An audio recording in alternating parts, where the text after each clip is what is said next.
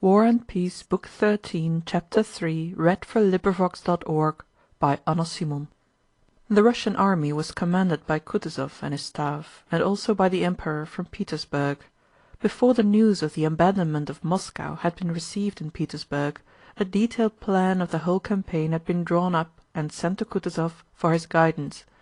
Though this plan had been drawn up on the supposition that Moscow was still in our hands, it was approved by the staff and accepted as a basis for action. Kutúzov only replied that movements arranged from a distance were always difficult to execute. So fresh instructions were sent for the solution of difficulties that might be encountered, as well as fresh people who were to watch Kutúzov's actions and report upon them.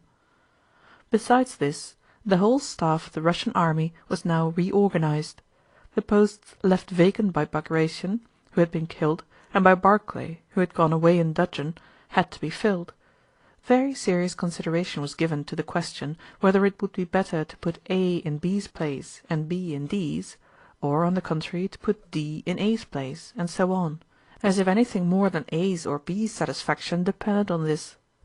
As a result of the hostility between Kutúzov and Bennigsen, his chief of staff, the presence of confidential representatives of the Emperor, and these transfers, a more than usually complicated play of parties was going on among the staff of the army.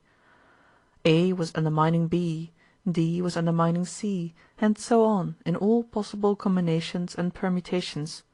In all these plottings the subject of intrigue was generally the conduct of the war, which all these men believed they were directing.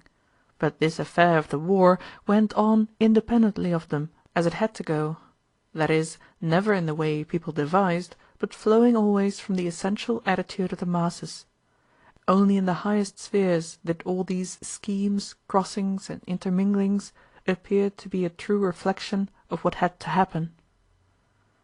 "Prince Mikhail Illarionovitch," wrote the Emperor on the 2nd of October in a letter that reached Kutúzov after the battle at Tarútino, "since September the 2nd Moscow has been in the hands of the enemy. Your last reports were written on the 20th, and during all this time not only has no action been taken against the enemy or for the relief of the ancient capital, but according to your last report you have even retreated farther. Serpukhov is already occupied by an enemy detachment, and Tula with its famous arsenal, so indispensable to the army, is in danger. From General Wintzingerode's reports I see that an enemy corps of 10,000 men is moving on the Petersburg road. Another corps of several thousand men is moving on Dmítrov. A third has advanced along the Vladimir road, and a fourth, rather considerable detachment is stationed between Ruza and Mozháysk. Napoleon himself was in Moscow as late as the 25th. In view of all this information, when the enemy has scattered his forces in large detachments, and with Napoleon and his guards in Moscow, is it possible that the enemy's forces confronting you are so considerable as not to allow of your taking the offensive? On the contrary, he is probably pursuing you with detachments, or at most with an army corps much weaker than the army entrusted to you. It would seem that, availing yourself of these circumstances, you might advantageously attack a weaker one and annihilate him, or at least oblige him to retreat, retaining in our hands an important part of the provinces now occupied by the enemy, and thereby averting danger from Tula and other towns in the interior. You will be responsible if the enemy is able to direct a force of any size against Petersburg to threaten this capital, in which it has not been possible to retain many troops, for with the army entrusted to you, and acting with resolution and energy, you have ample means to avert this fresh calamity. Remember that you have still to answer to our offended country for the loss of Moscow. You have experienced my readiness to reward you. That readiness will not weaken in me, but I and Russia have a right to expect from you all the zeal, firmness, and success which your intellect, military talent, and the courage of the troops you command justify us in expecting." But by the time this letter, which proved that the real relation of the forces had already made itself felt in Petersburg, was dispatched, Kutúzov had found himself unable any longer to restrain the army he commanded from attacking, and a battle had taken place. On the 2nd of October, a Cossack, Shapovalov, who was out scouting, killed one hare and wounded another.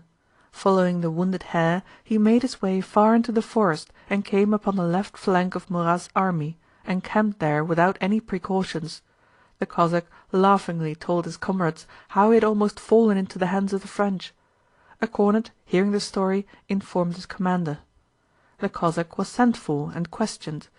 The Cossack officers wished to take advantage of this chance to capture some horses, but one of the superior officers, who was acquainted with the higher authorities, reported the incident to a general on the staff. The state of things on the staff had of late been exceedingly strained. Ermólov had been to see Bennigsen a few days previously and had entreated him to use his influence with the commander-in-chief to induce him to take the offensive. "If I did not know you, I should think you did not want what you are asking for. I need only advise anything, and His Highness is sure to do the opposite," replied Bennigsen. The Cossack's report, confirmed by horse patrols who were sent out, was the final proof that events had matured. The tightly coiled spring was released, the clock began to whir and the chimes to play. Despite all his supposed power, his intellect, his experience, and his knowledge of men, Kutúzov, having taken into consideration the Cossack's report, a note from Bennigsen who sent personal reports to the Emperor, the wishes he supposed the Emperor to hold, and the fact that all the generals expressed the same wish, could no longer check the inevitable movement and gave the order to do what he regarded as useless and harmful, gave his approval, that is, to the accomplished fact. Chapter 4